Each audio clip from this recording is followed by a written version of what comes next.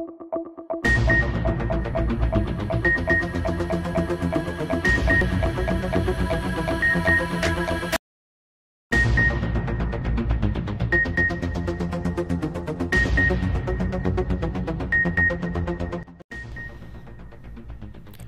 शामिल करते हैं गुजरात से। हमें रिपोर्ट किया है नज़र हुसैन जलियानी ने।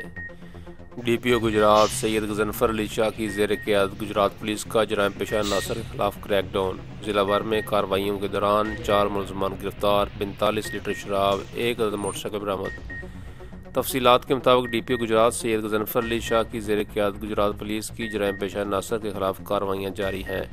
SHO थाना रहमानिया गुलाम शबीर बाजवा ने पुलिस टीम के हमरा कार्रवाई करते हुए शराब सप्लायर मोहम्मद कदीर सकना नारोवाली, मोहसन अली सकना दूलहुर्द, मोहसन अब्बास सकना समंदरी रोड फैसलाबाद को गिरफ्तार करके इनके कब्जा से 45 लीटर शराब बरामद कर ली।